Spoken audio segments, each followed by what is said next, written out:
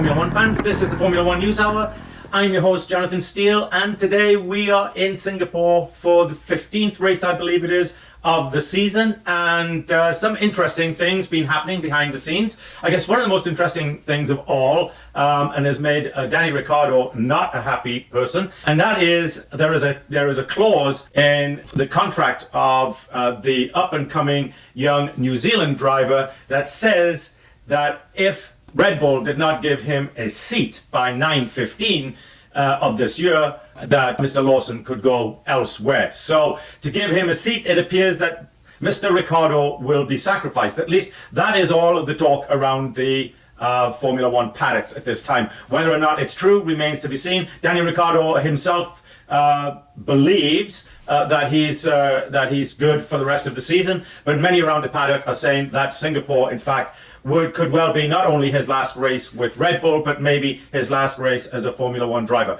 He is 36 going on 37 years old, so if you're Red Bull, you've got Yuki Tsunoda at 24. Are you going to send him to pasture? Not really. While he's not showing incredible talent at this time, he is showing a lot of improved talent compared to where he was a couple of years ago. Liam Lawson, of course, proved his worth, I guess it was about last year when he filled in for Danny Ricciardo when Ricciardo broke his hand. So it looks like Mr. Liam Lawson will be in and Mr. Ricciardo will be out.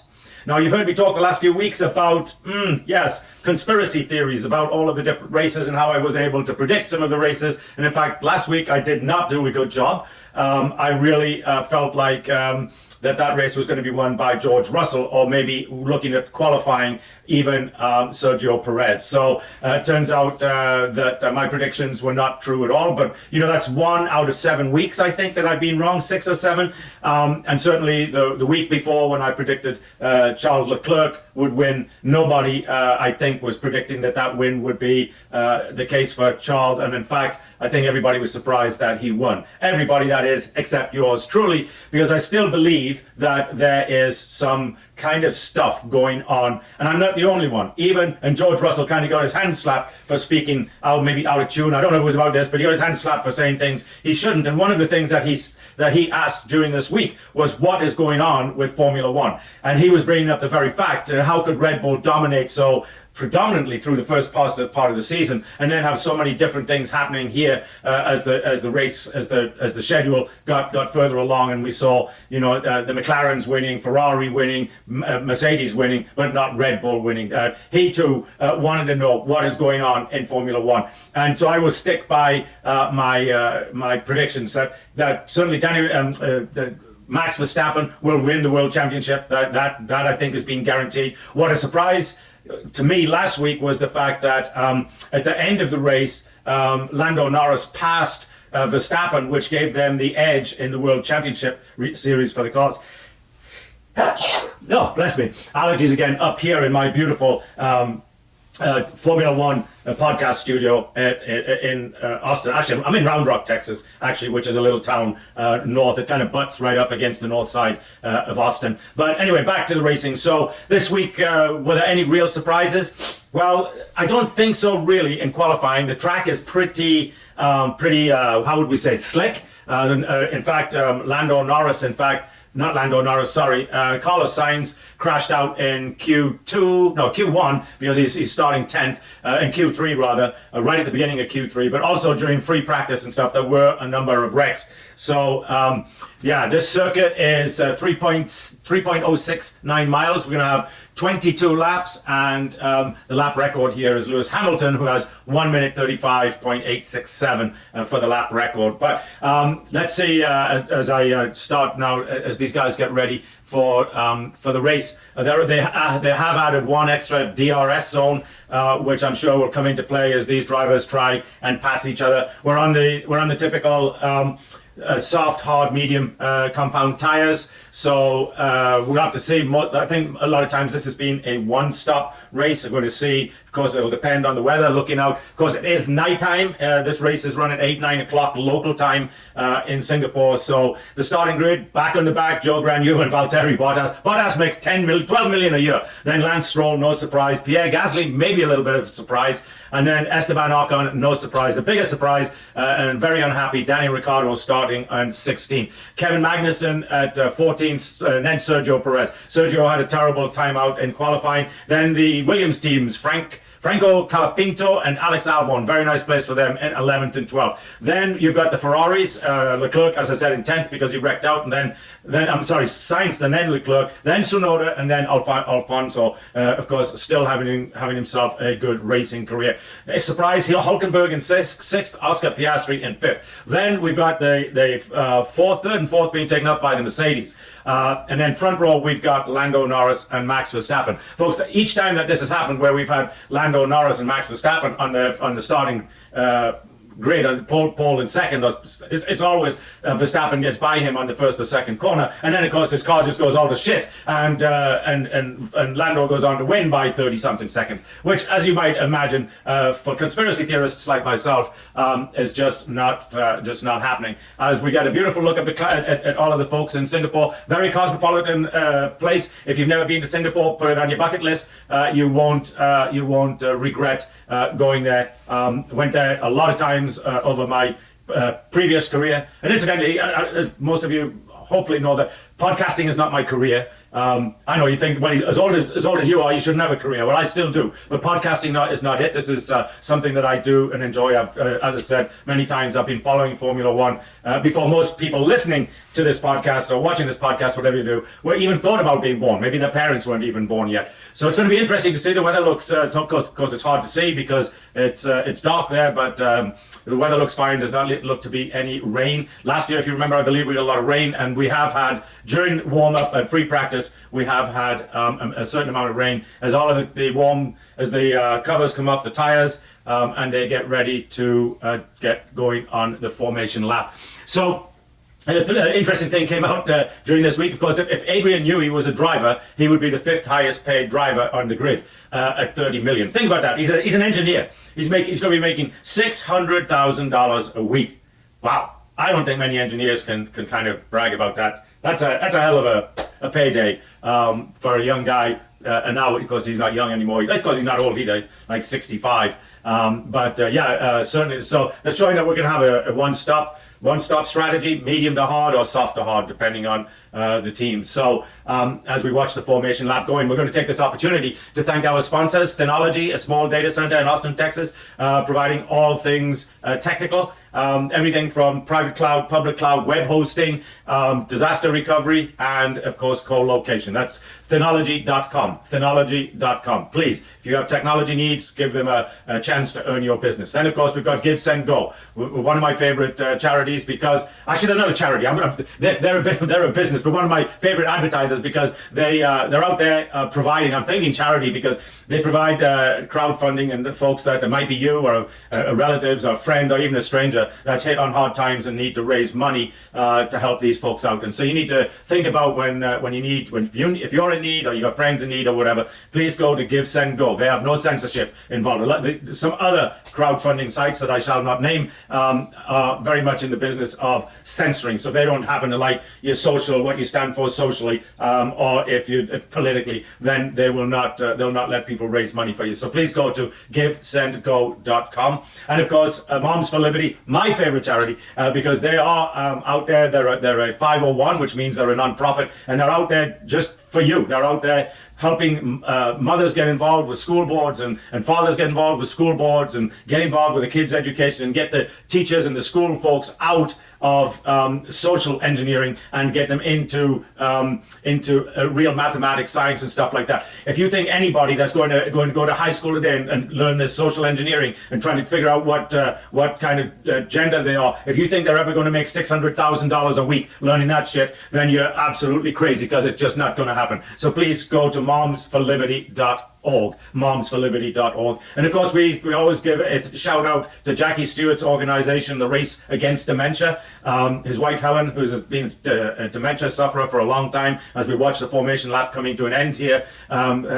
Jackie's wife, as I said, being a dementia sufferer, so he started this organization in an effort to try and find a cure. And they are making progress, folks. They are making progress in finding a cure, or at least a treatment to help this disease. So please go to Race Against raceagainstdementia.com, raceagainstdementia.com. And the timing is getting to be perfect because, whoops, with one of the Williams there giving a wiggle as he came into the final turn before lining up. As we see the two Drake cars coming up, the Sauber cars. And incidentally, after we get going here, I'll tell you something about that team. As the lights come on, they are all 5 on and out, and we're gone. And a very good start by Lando Norris that time. Very good compared to his previous starts. But let's see how it goes for him. As we saw one of the Mercedes challenging Max Verstappen, we see a bunch of folks taking a shortcut through the first turns. So a lot of stuff going on right at the very beginning of this race. What was surprised to me was the slow start that Max Verstappen got, because Lando Norris in the past has been notoriously slow at getting off the mark. But right now, it seems like everybody is in position, except Oscar Piastri, for some reason, seems to have dropped all the way back. 1, 2, 3. Actually, no, quite the opposite. He's made up 4 or 5 places because he was.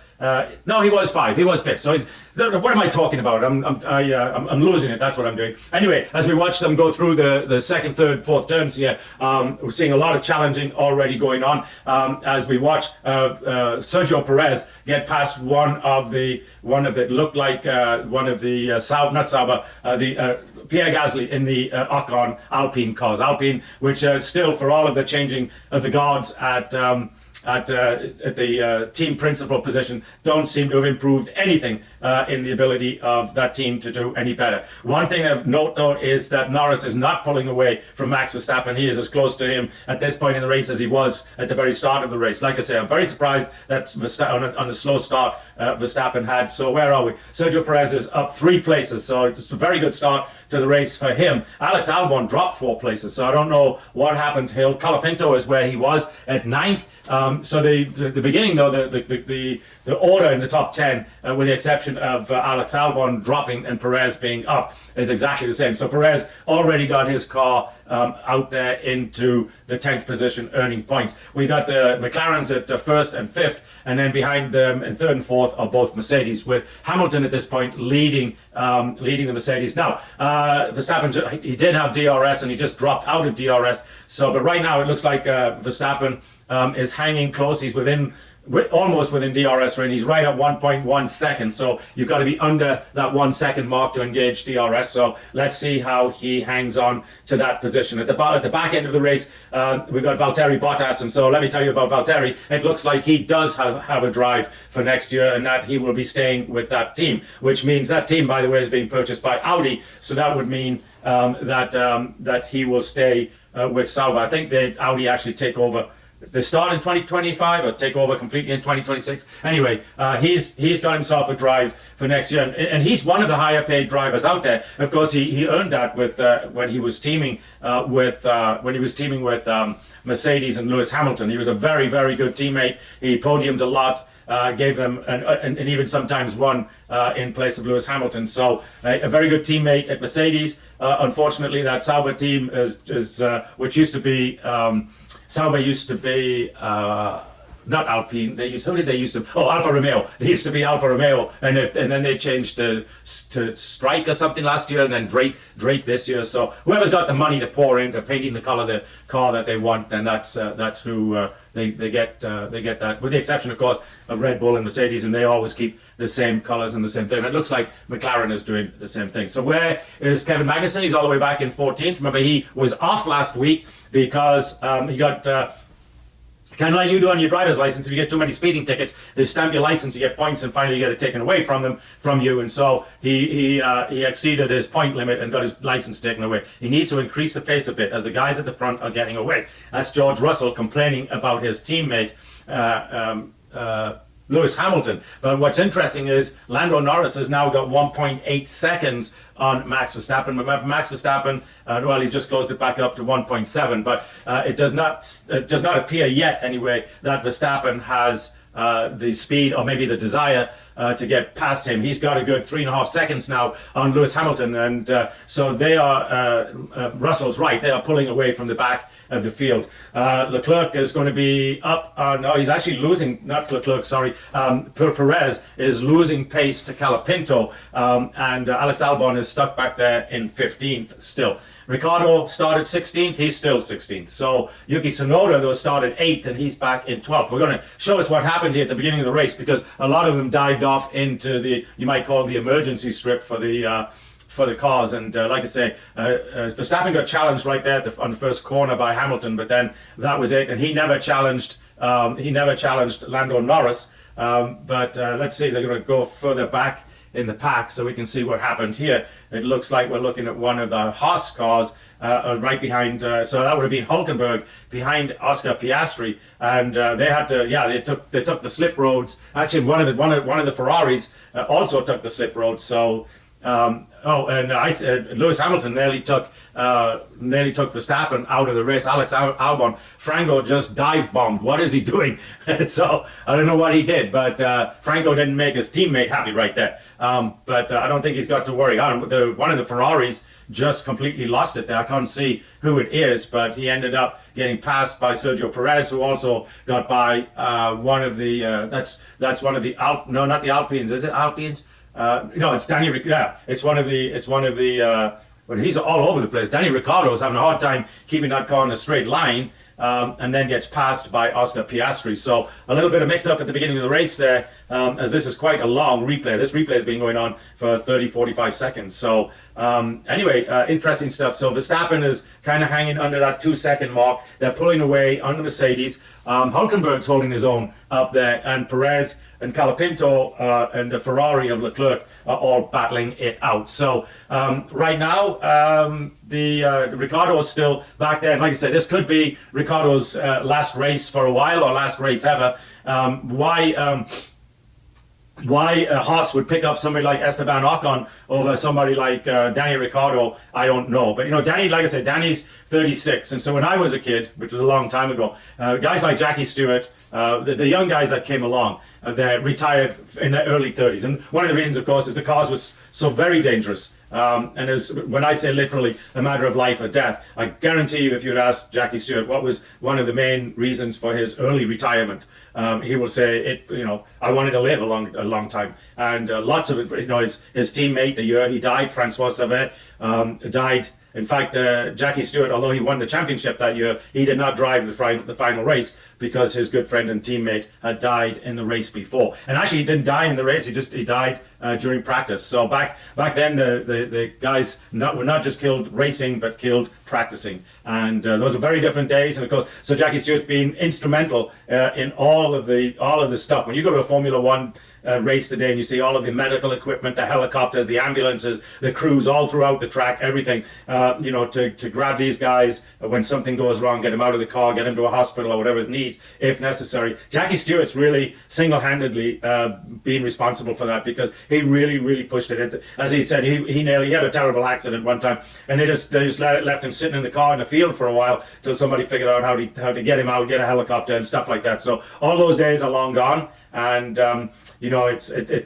it's a good thing. Now, when I used to go to the races before, you could walk anywhere. You could walk across the track, which many folks have said maybe that is what killed Jim Clark, is that somebody was wandering across the track. He swerved to miss him and then hit a tree. And then there's others that say no, the left front tire on his car blew out. Whatever it is, back then it was not unusual.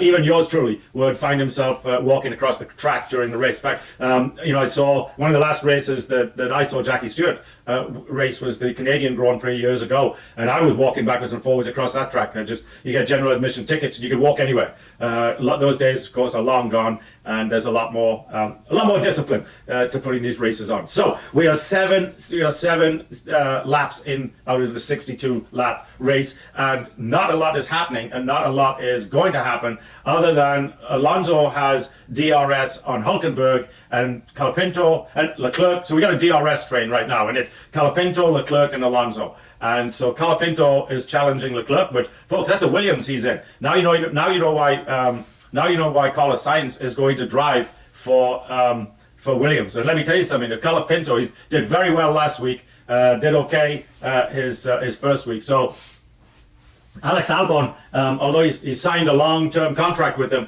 I don't know how safe his seat would be, but because one of those three is not going to be driving next year.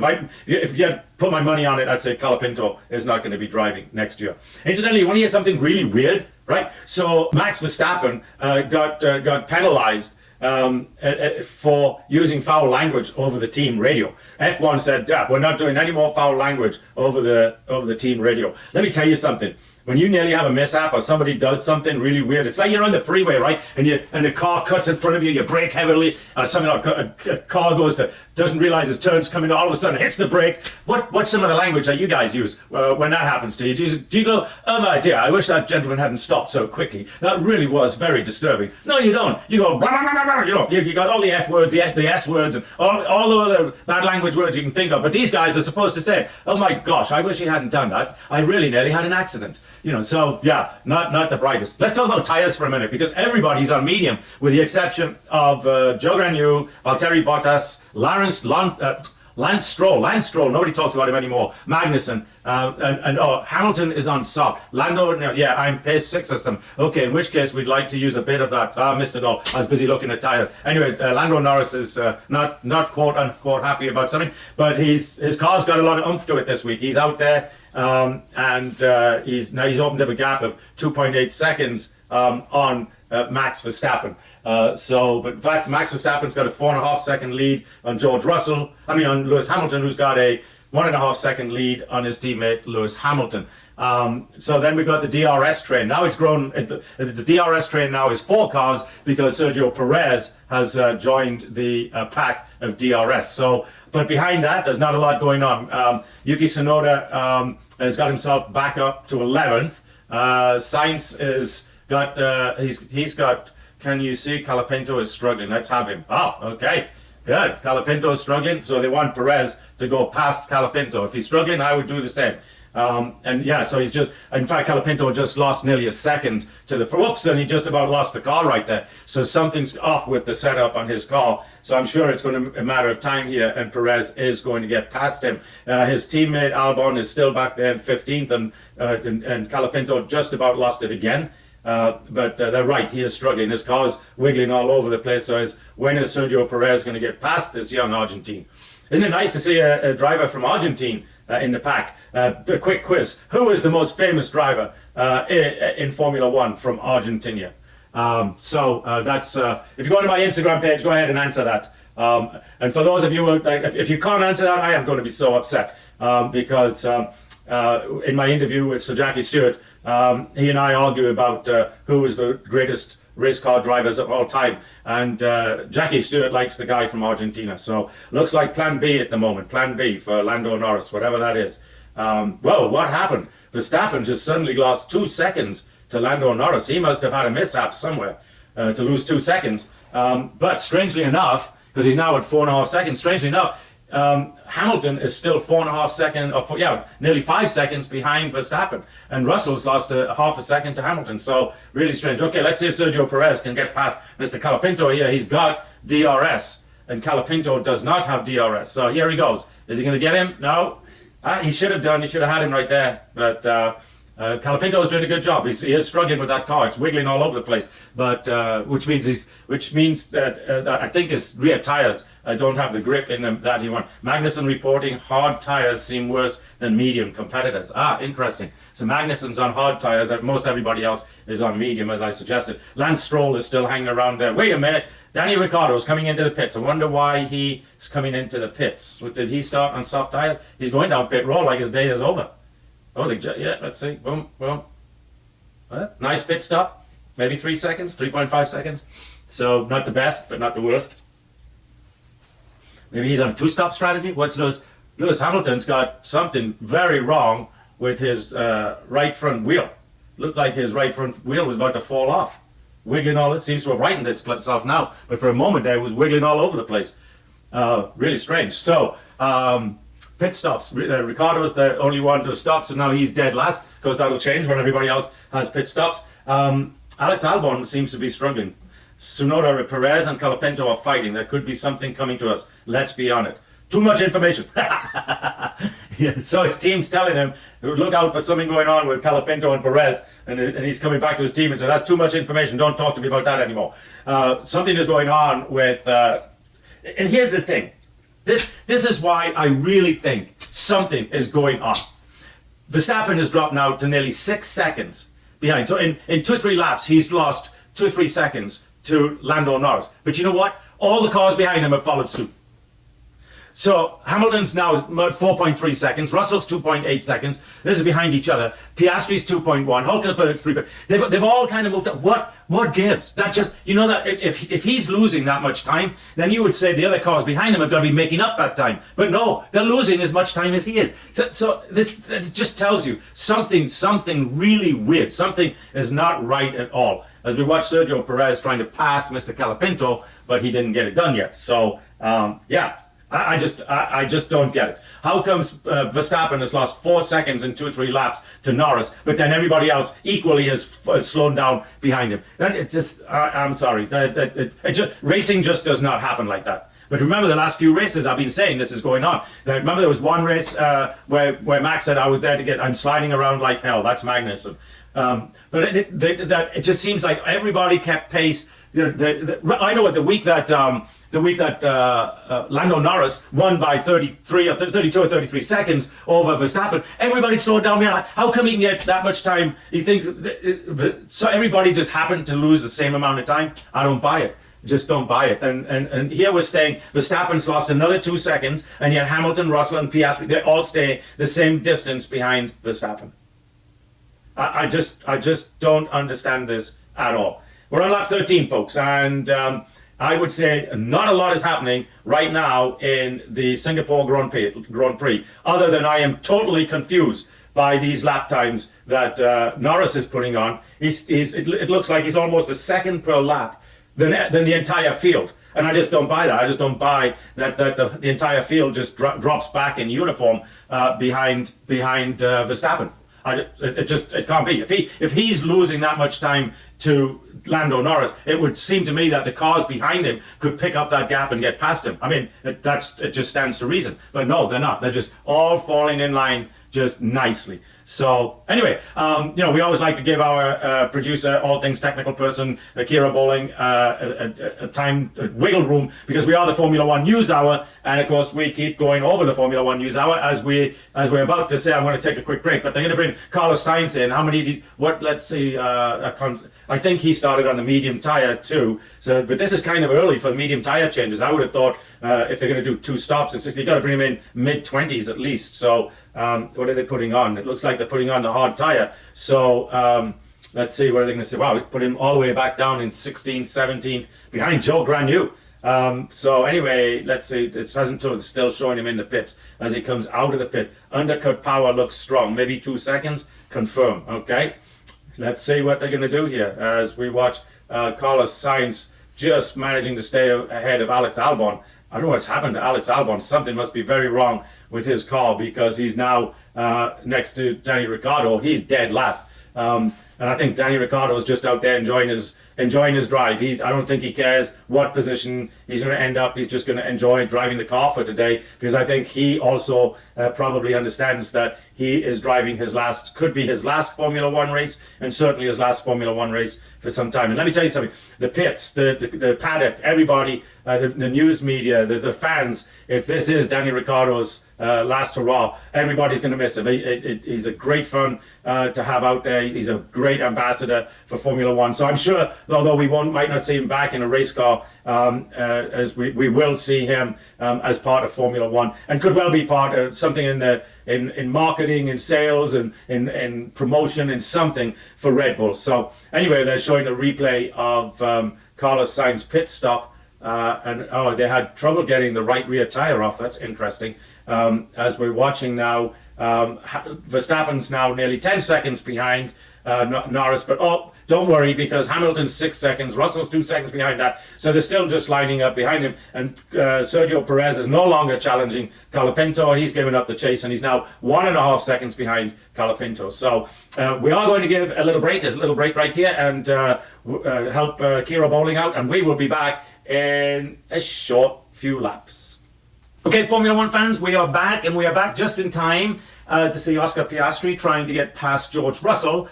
Rear tyres are quite bad now. Yep, understood. Max shouldn't be too long. Yeah, so Max Verstappen, who is now full 22 seconds behind Lando Norris, but has managed to add time between himself and third place, who is now George Russell, who is about to be passed by Oscar Piastri. We have one car out. Alex Albon, somebody... somehow he ended up with some excuse me. He ended up with some foreign objects stuck in his intake, so his car started overheating because it couldn't get enough air through to keep it cool.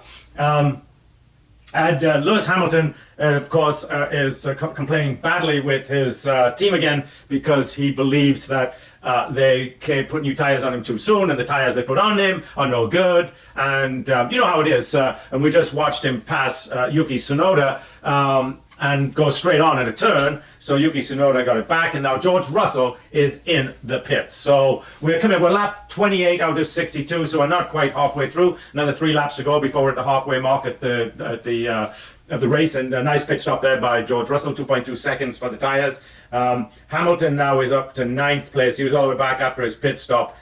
He was up, let's see, where is Russell? Russell now, Perez is ahead of Russell, but Perez has not pitted yet. He's on the hard tires, so he's probably still got another 10 or 15 laps. So it's going to be interesting to see when Verstappen and Norris pit, because they're both on medium tires. They're about the length now, 28 laps is on the long side of... okay, mate, this is the race, let's go. That's Piastri's radio, because he's a full 11 seconds behind Verstappen. So it just watching things. This does not appear to be a race. It appears to be more of a at least I'd say the top 8 to 10 places. Calapinto is probably the guy that is kind of upsetting things a little bit. But amongst the top guys, I think it's one of those decided things before they got in. Let's just try and make it interesting. And they're not even quote unquote making it interesting as we watch Leclerc going past Hulkenberg. He has been trying for a long time to get up there and get past Hulkenberg. So he's in 5th place now. Leclerc is in 4th, sorry, and he is 18 seconds behind Piastri. So lots of things happening right now. We've got Perez in the pits, so let's see where he comes out. I'm guessing he's going to come out at a 10th. Nice pit stop, 2.2 seconds. So is he going to come out? Let's see where they show him. Who is that? That's Perez. Who else is it? Somebody else is just, I saw coming into pit road. Perez now, whoa, he's coming all the way out in 14th. Let's see, Lando Norris, what are we going to do with him? So Perez is on the hard tires, so that's his last pit stop. And he's come out just ahead of Joe Granu. So he's got some time to make up, but there's lots of other people got to pit as well. Magnussen is pitting, and now they're bringing in Max Verstappen. So Max Verstappen will come out in 4th after he 4th or 5th, yeah, 4th. I think he'll come out between Hulkenberg and Leclerc as we see him come in. Let's see. So we should be seeing Lando Norris come in fairly quickly. Very nice. Well, that was a little slow. 3.2, right at 3 seconds. So a little slow for some reason. Not really sure what it was, but we'll see him come out here in just a moment. They're going to bring in Hulkenberg now, and he's going to come out just ahead of Leclerc. So he's going to maintain. Is he going to maintain 3rd? No, is he? No. Leclerc got past him, but of course Leclerc hasn't pitted yet, so he's still on the medium tires. So that will go away in just a second. But he is 7 seconds ahead of George Russell. So he did lose some time in the pits there between the time because he was 11 seconds up on Russell before they both pitted. So in the pit now, Calapinto and Ocon and Hulkenberg. So what's going to happen to Mr. Calapinto? So we're going through now. All of the medium tire guys are now going through the pit stops, and we'll see a lot of movement, and then it should settle out back to about where it was. Lando Norris is in the pits, so let's see. He should come back out in 2nd place. Very nice pit stop. Very nice. Very nice. What was it? Come on, give me the time. Give me the time. They're not going to give me the time. Okay, as we watch, was that Verstappen going? Yeah, it was Verstappen going past Leclerc. Very interesting. Oh, because Leclerc's still on medium tires. So Verstappen, let's see, where is Lando Norris? So they're showing Lando Norris came back out in first place, just 3 seconds. That's all going to change up here in a minute, I think. So now it's showing both McLarens in first and second, but Piastri has not pitted yet. But it's showing that Verstappen lost time on that pit stop. George Russell's made up a little bit of time. Hamilton and Russell have swapped positions, and they both got tires. But Hamilton's on the newer tires, and that's why he was saying he was upset because of what they call the offset. We'll just have a replay here of Verstappen coming into the pits. I don't know why they're showing this. Oh, no, they're showing him coming out of the pits. Verstappen radio, and he goes, "I just don't get it. Why we let him undercut us by so far? It's just so stupid." You want to know something? That is the first time that I have heard Max Verstappen criticizing his team a little bit as we watch him go back past Leclerc. But over all of these races where, he said, "Oh, I was racing for my position," we've never seen him, quote unquote, a little upset. And that time he was upset at his team. So maybe we're going, at least in his mind, he's going back a little bit to racing. We see a small issue with the front wing, nothing serious yet. I used to work in the oil industry, and we used to have a saying: every disaster starts as a tiny little problem, and it's true. I watched, not quote unquote watched all the time, but over the years saw a tiny weep in an ethylene plant turn out 6-8 years later, and the plant blew up and killing 20 people. If they'd fixed that little leak long before it ever got there, then nothing would have happened. But it was interesting. Every month for 6-7 years, a weep, a drip, oh, a little trickle, and then of course, then a spark caught it, and that was it. Whoa! Somebody just locked up their right rear wheel big time. Who was that? I didn't catch who that was. I was busy telling you about my time in the oil industry. But they're going to do a replay. Let's see. The right front wheel just locked up solid. So that would be a very difficult car to drive. It will have a horrible flat spot. So it was Lando Norris by the looks of it. He lost time, big time. Race control. Gasly-Hulkenberg incident, forcing another driver off the track. Noted. Russell radio. I need a bit of encouragement, mate. Yeah, firm traction metrics. Everything's looking great. Good at the moment. So I don't know why he needs a little bit of encouragement, but okay.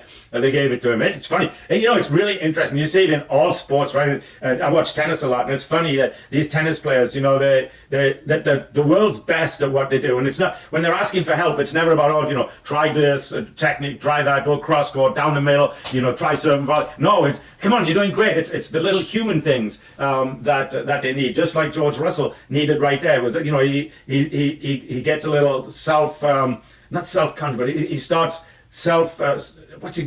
he's really worried about his abilities, as whether he's doing the right thing and stuff. So he needs that help. As we watch Carlos Sainz battling Yuki Tsunoda. Where is he? Back as Yuki's in 7th. He has not pitted yet. So just a matter of time before Carlos is in 7th. Stuart, Gasly forcing another driver off the track. No further investigation. All right. I'm saying that's just, you both lost out. So Carlos Sainz, after his pit stop, was all the way back in 16th or 17th. So he's done a really nice job. He should get voted driver of the day. He's done a very nice job of working back up through the thing. Perez now has got DRS on Hulkenberg. So the average pit stop's taking 28 seconds. That's a long time for a pit stop. So gap to Verstappen, 15 seconds for Piastri. So I don't know that he's going to catch. I don't know that he's going to. They're saying target lap will be the place C. Target lap, it will be the lap for plan C.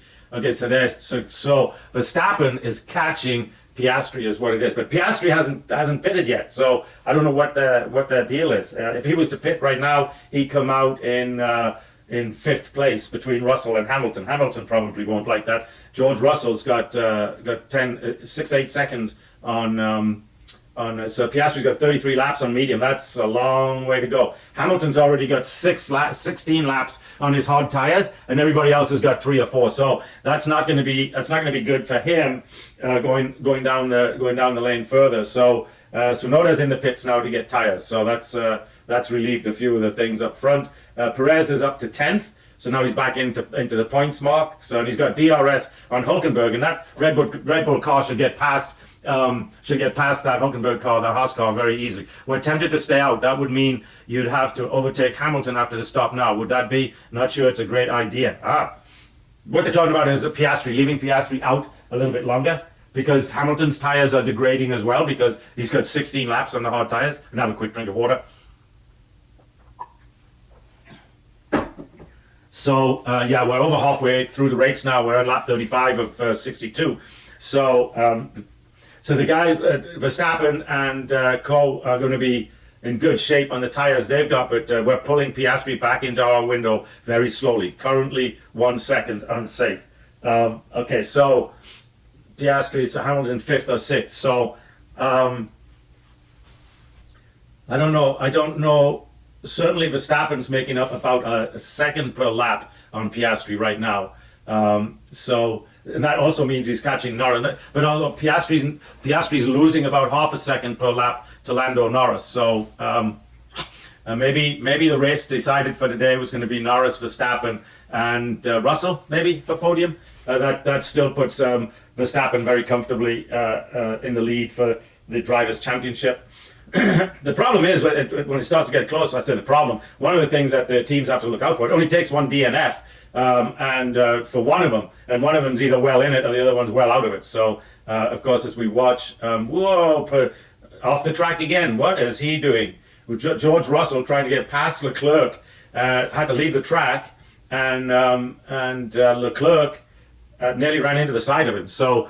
Remember, George Russell will do this sometimes. He'll get into these situations where it's usually more towards the end of the race, and he's charging, and then pulls and whoops. And as we watch his race engineer trying to figure out how to keep him on the track, I guess. But he has DRS on the Ferrari, but he just has not managed to get past him. The Ferrari does not have DRS on anybody.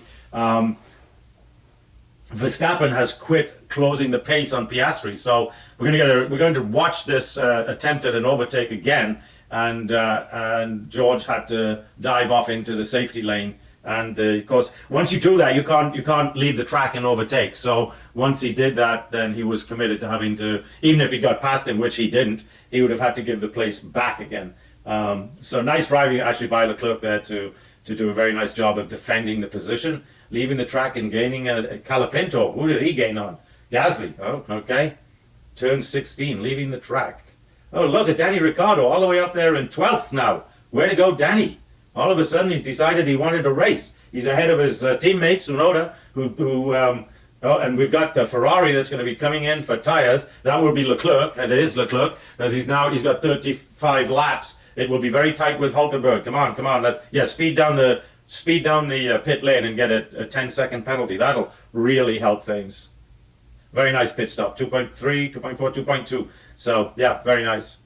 As he watches his teammate go flying by. So now, let's see where, I thought that was his teammate. And then, where's he going to come out? Is he going to come out ahead of Perez? Yes.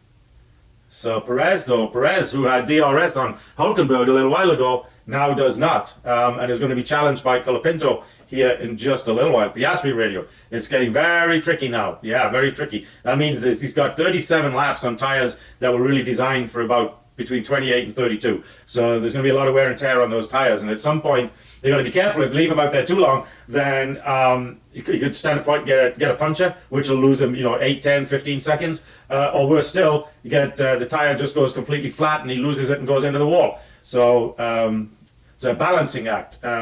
Verstappen, and we're seeing now Piastri really losing it because Verstappen's made up 5 seconds in the last 2 laps on Piastri. So we're going to watch Pierre Gasly just get passed by one of the Haas cars. Let's see, does Perez make it? Is Perez going to make it? Does he? Yes. So Perez finally got through. That should put him up into, as we watch Colapinto go through on Pierre Gasly, but he didn't leave the track to do it. I don't know why they're saying he left the track to gain position. Did not look like that to me. Max Verstappen, what's he up to? Not much, other than he's gaining on Piastri big time. But he is not gaining on Lando Norris at all. Nobody's gaining on Lando, but there is a lot of shit going on behind Lando, and Russell is not gaining on Verstappen. So Piastri, now they're finally bringing in Piastri. So he will come back out between 4th and 5th, if I'm right on the time 28 seconds, 14, 28. Yeah, he will come back right behind George Russell, I think. Either right behind or right in front of George Russell. So let's see where Mr. Verstappen is now in terms of second place. And in he comes. And out he goes. 2.2. Yeah, right at it. So a nice pit stop. And let's see, there goes the one Mercedes. Here comes the other Mercedes. Is he going to get out? So he's actually going to come out behind both of the Mercedes. So that was nice work by Mercedes, and not so good work by McLaren, because McLaren had hoped to bring him out ahead of Hamilton, and he's 1.3 seconds behind Hamilton. So a little tricky situation that Piastri finds himself in. In the meantime, Mr. Journeyman, Mr. Perez, I cannot believe with that car that he's letting that Haas car stay ahead of him. He's got a Haas ahead of him. He's got Alonso ahead of him. That's okay, and the Ferrari. So he should really though, Perez, to help his team. He's got to turn 16, leaving the track and gaining no further investigation. So, as I've said, it didn't look like Colapinto lost or did anything that would suggest that he gained any positions out of it. Now we're back on board with Gasly. What's happening here? Lap 38, he goes through the turn, comes out, everything looks fine there, looks like he did a good job, and then in comes Mr. Troublemaker in the other Haas car.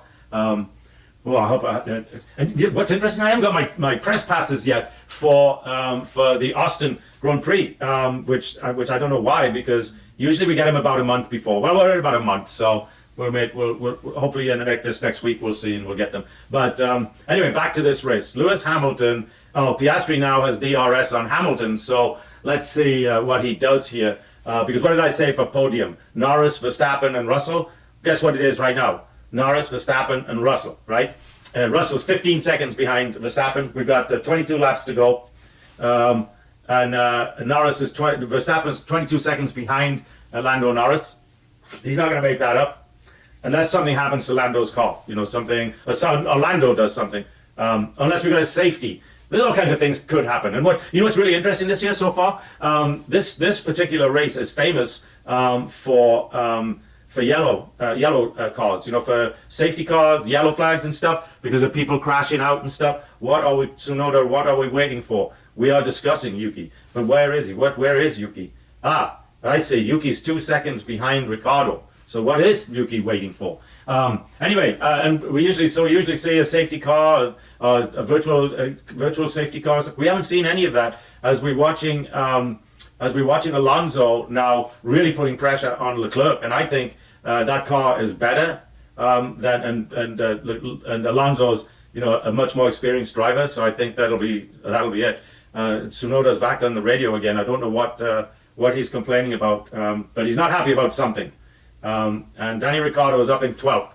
Colapinto is in 11th. So Colapinto needs to get up a place or two and get his team some points.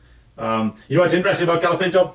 He got more points in 2 races for Williams than Logan Sargent did in his entire time at Williams. Remember, I kept saying Logan Sargent, nice guy, really nice guy, but didn't have that what I call the it factor that these guys have that make them so much better. And even within these 20 drivers, there's drivers that have the it factor that some of the other drivers don't have, and that's what I talk about Lewis Hamilton not having anymore. That he doesn't have that burning itch inside him that gives him the it factor that let him take risks no matter what. As we watch now, Gasly and Ocon we're watching Tsunoda and Ricciardo battling each other for position. So there must have been race instructions there or something for Tsunoda to give up the position of Danny Ricciardo to give up the position to Yuki Tsunoda. As we watch his replacement on the TV, Liam Lawson, the brilliant little driver from New Zealand.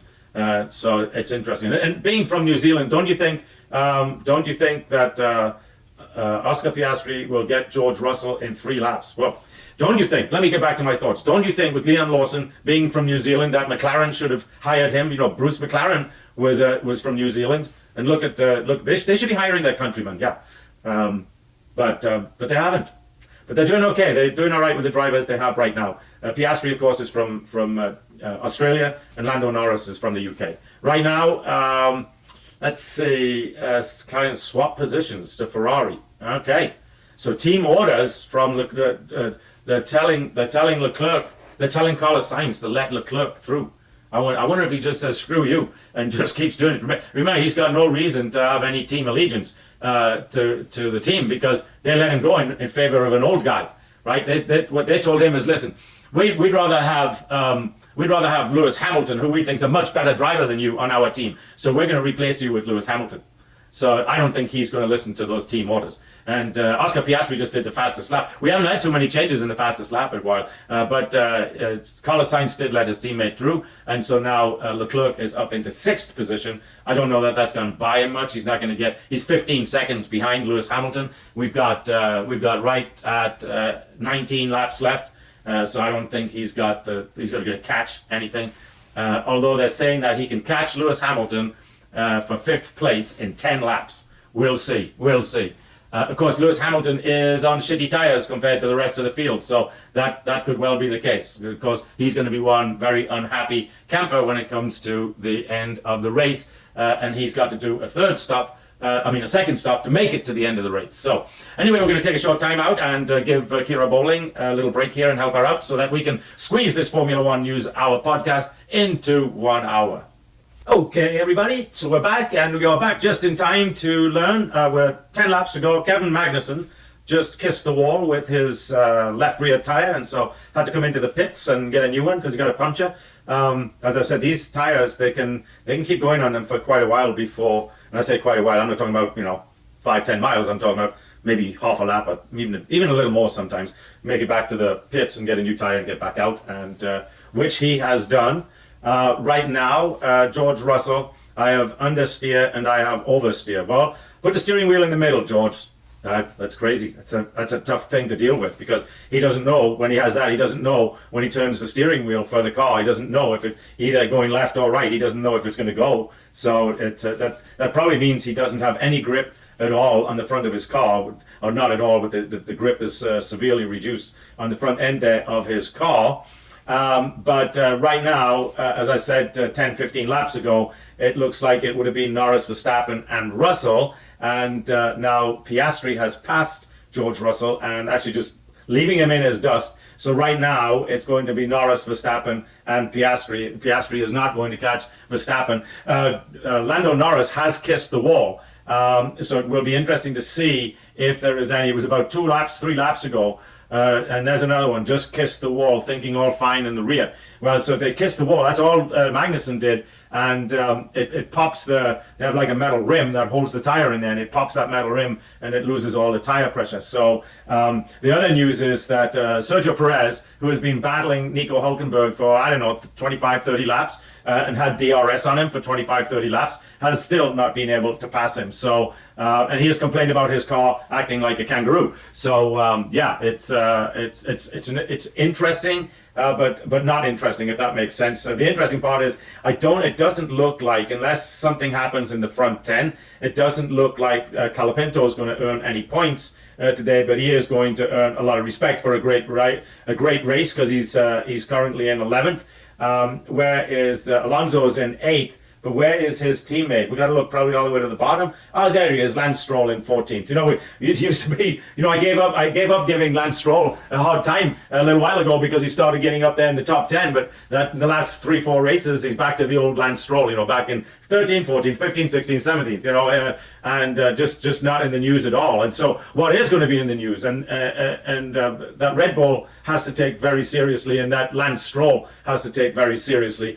When Adrian Newey joins that team in design, will he bring his magic? Just because Adrian Newey has joined the team, look at the way they say Red Bull's struggling right now. Well, Adrian Newey's been there the whole time.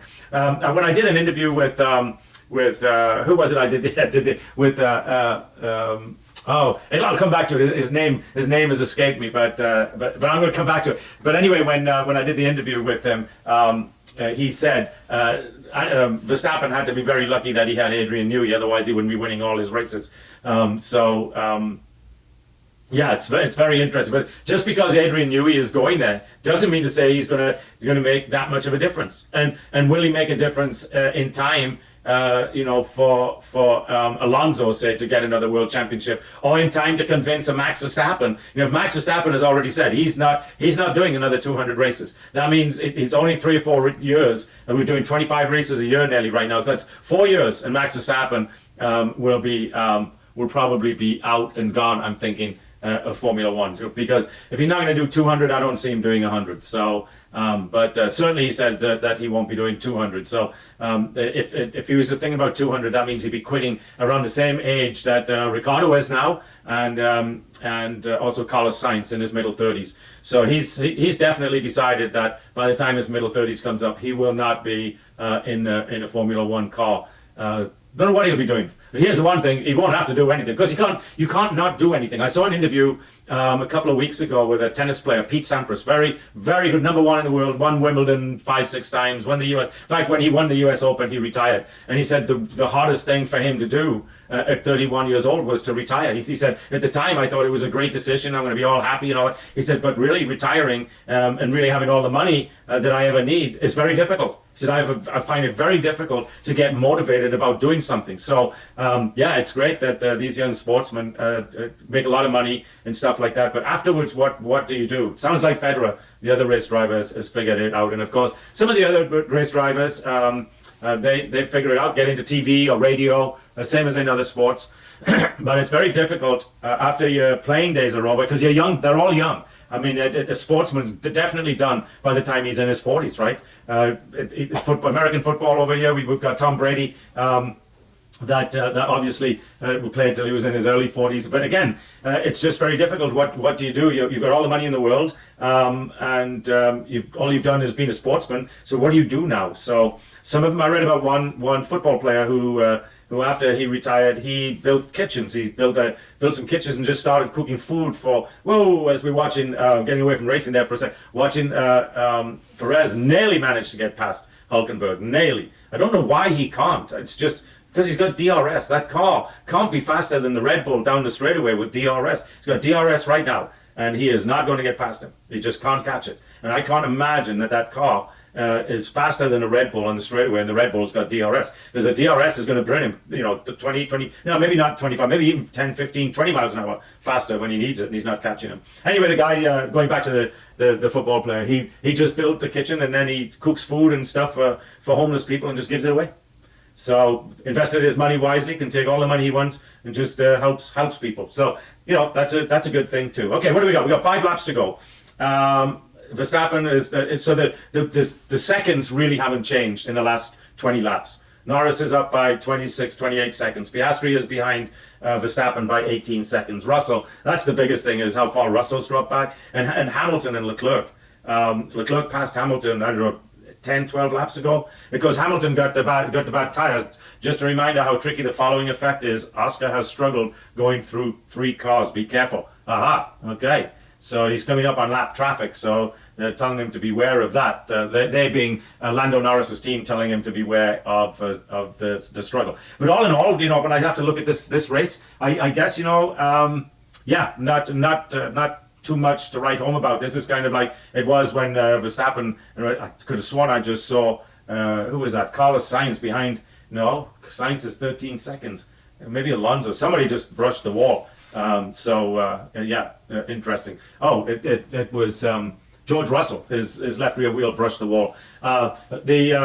The race itself, getting back to that, not the most interesting race that we've seen. Like I was saying, getting back to when Verstappen was dominating and they started losing viewership. Then this is one of those races where they've kind of messed with it a little bit, and so instead of Verstappen dominating, we've got McLaren dominating. So, but what we can do while we're getting towards the end here is we can thank our sponsors, Phenology, a small data center in Austin, Texas, providing all things technology, public cloud, private cloud, web hosting, co-location, disaster recovery. If you have a technology need, then Phenology is the place to go. That's phenology.com. Moms for Liberty. What can I say? But as I've said over and over again, these guys are out there doing nothing but good, trying to get you, the parents out there, to get involved and help with your kids' education. Get all of these cultural teachings out of the schools and get the get them teaching math and English and science. You know, the things they need to know so that they can become an Adrian Newey of the world and make 600,000 a week. So please go to momsforliberty.org, join one of their chapters, or create a chapter of your own. They've got about a little over 300 now, so get out there and help them out. That's momsforliberty.org. And then, of course, the folks at Give, Send, Go. You know, you can't help what happens to you in life, but you can help how you resolve what's happened to you in life. And one of the ways of doing that is looking to Give, Send, Go for help through crowdfunding. And they're a good organization. They don't have any type of censorships and stuff like that. But if you need help to help yourself, help a friend, or just help a stranger out there, please go to givesendgo.com, givesendgo.com. And with 3 laps to go, it reminds me of our public service announcement with Helen Stewart fighting every day of her life, fighting the disease of dementia. So please go to the raceagainstdementia.org. That's the raceagainstdementia.org, and donate. You can find a little bit more about it on our website at the Formula1newshour.com. We've got the interview we did with Jackie Stewart, but we've also got a side clip just where he talks about his fight to find a cure for the disease of dementia. So that's fightagainstdementia.org. And so we've got 3 laps to go. Nothing exciting is happening, just as really the entire race has been nothing too exciting to write home about. Not even in the mid-sections, not even challenges, you know, not even close encounters with each other or stuff like that. Yeah, on the first lap we did, but really that's normal. First lap, you know, everybody's racing for that first corner. But as we're watching Carlos Sainz, is it Carlos Sainz? Who is it? It's Leclerc trying to get past George Russell for that 4th position and get those all-important team points for Constructors' Championship. So he should be able to. We've still got 2 laps to go, and he's close enough. He's in within 0.3 of a second. He should be able to get by him with that car. But I think actually though Leclerc pitted just a few laps before Russell, so his tires would be a little older. What's really interesting is how far, you know, there's some gaps in this race that you just don't see. You know, Hamilton's 20 seconds behind Leclerc. Leclerc only passed him about 8 to 10 laps ago, maybe a little more. Oh, Magnussen retire the car. I thought it was going to be Hulkenberg, so no, it's Magnussen. In he goes, retire the car. What's happened that the car couldn't make its another 3 miles? 9 miles. No, 4.5 miles.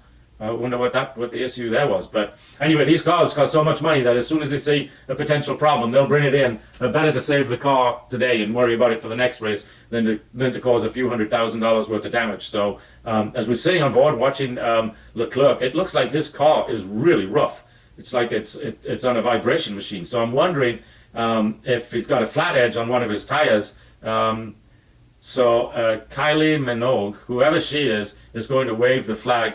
Never heard of her. Apparently she's somebody famous. But then there's a lot of them out there today that I haven't heard about. So, but that's part of it. There's a lot of this. Well, actually, that's not true. A lot of the stars from the 60s and 70s when I was a kid, well, let's say not a kid, but they're growing a little older. A lot of them are still very well known now. You have very good traction on the rear wheels. That's Leclerc's team telling him. But I don't think Leclerc is going to get past Mr. Russell.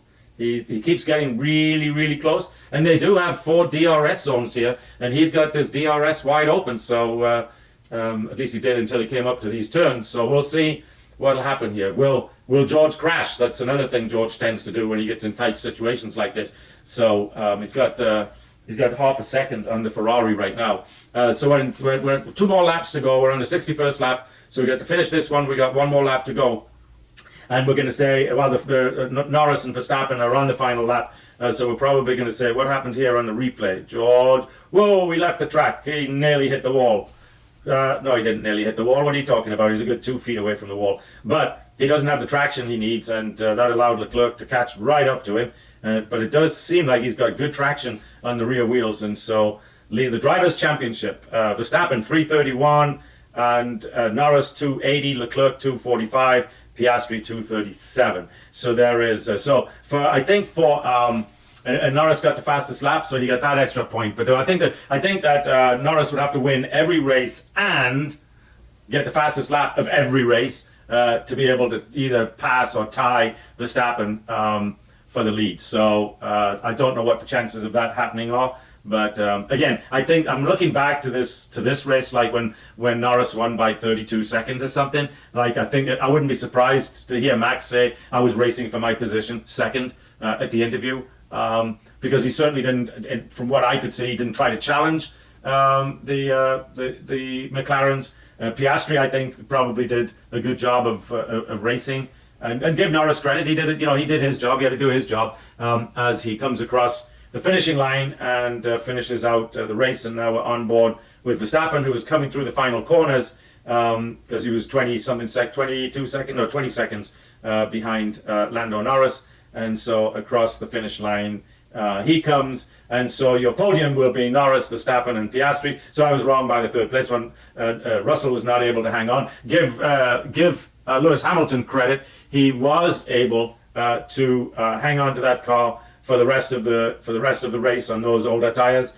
But he was not able to take advantage when he had the new tires. When he had tires that were much better than all the other drivers in the what they call the offset stage, he was not able to take advantage of having those newer tires on. So all in all, just a normal race day for Lewis Hamilton. A good day for McLaren. An okay day for both Mercedes and Ferrari. A bad day for Checo Perez. Really, I think if Danny Ricciardo was in that car, it would have been up there in the top 5 or 6 anyway. Could have well been challenging. Checo Perez should not have been stuck behind Hülkenberg in that car, which is apparently almost identical to Verstappen's. But there's no reason for that to have been in there. Hard luck for Franco Colapinto. He did not get his points today, but still a good race. And okay for Williams, other than, of course, they lost Alex Albon. But till the next one, this is Jonathan Steele saying thank you very much for joining the Formula One News Hour. Please don't forget to keep up with us on Instagram. Kira Bowling, who is our all things technical guru, producer, everything, is posting quite a bit of stuff out there, maybe 3-4 times a week now, which, by the way, is helping our podcast get noticed. So please tell your friends and everybody about our podcast. We're constantly looking for new advertisers. If you know anyone that, and it's not expensive to advertise on the Formula One News Hour. $1 million per podcast will get you 2 to 3 good 1-minute spots here. So please tell all of your friends about the ability to advertise on the Formula One News Hour, but also do it in a very economical fashion. So anyway, again, thank you to Kira Bowling for all of the stuff she does for us every week. Or every race, and sometimes every week, because she's putting stuff out there when there isn't a race out on Instagram especially. So thank you to her, and we'll see you the next race. This is Jonathan Steele saying have a great week, folks.